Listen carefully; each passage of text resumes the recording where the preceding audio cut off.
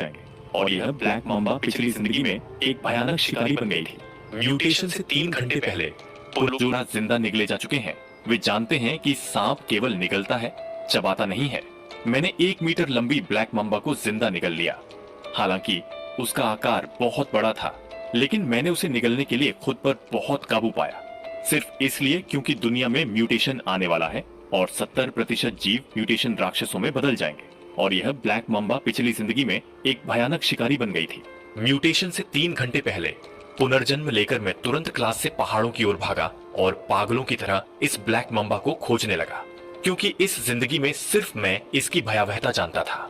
पिछली जिंदगी में हर कोई सुपर 5 वॉरियर्स बनना चाहता था, और यह तभी संभव था जब म्यूटेशन के बिना कवच की शक्ति जागृत होने की संभावना हो।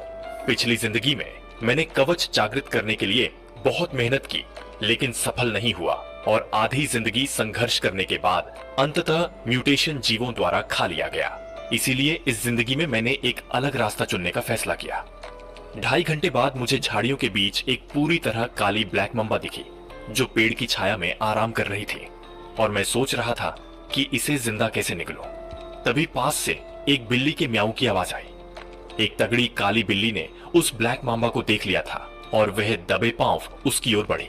जब दोनों के बीच की दूरी 30 सेंटीमीटर से कम रह गई, तो ब्लैक माम्बा अचानक उछली और दोनों के बीच लड़ाई शुरू हो गई। कुछ देर बाद घायल ब्लैक माम्बा भागने की कोशिश करने लगी, लेकिन बिल्ली उसे कैसे छोड़ती। उसने अपने पंजों से उस पर वार किया। जल्द ही ब्लैक माम्बा अधमरी हो गई और उसमें लड़ने की ताकत नहीं बची।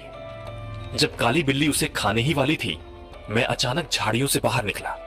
बिल्ली डर गई और कुछ मीटर दूर जाकर मुझे घूरने लगी। मैंने उस पर ध्यान नहीं दिया और अधमरी ब्लैक माम्बा को एक हाथ से उठा लिया। समय देखा तो 6:59 हो रहे थे। शुक्र है कि मैं समय पर पहुंच गया। वह बिल्ली अभी भी दूर खड़ी होकर मुझे गुस्से से घूर रही थी।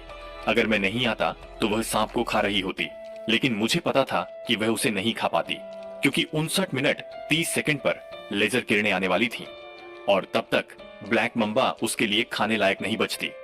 मेरा दिल तेजी से धड़क रहा था। मुझे आखिरी 20 सेकंड में इस 1 मीटर लंबी ब्लैक माम्बा को निगलना था। 59 मिनट 30 सेकंड पर मैंने एक गहरी सांस ली, और जब उल्टी गिनती 20 सेकंड पर पहुंची तो आसमान का रंग चमकने लगा। मुझे पता था कि लेजर वायुमंडल में प्रवेश कर चुका है, इसलिए मैंने बिना हिचकिचाए अपना मुंह खोला और उसे निगल लिया। मैंने अपनी मतली को रोका जब तक कि वह पूरी तरह अंदर नहीं चली गई, और मैं महसूस कर सकता था कि ब्लैक माम्बा मेरे पेट के अंदर संघर्ष कर रही है। लेकिन उसी पल एक तेज लेजर किरण खामोशी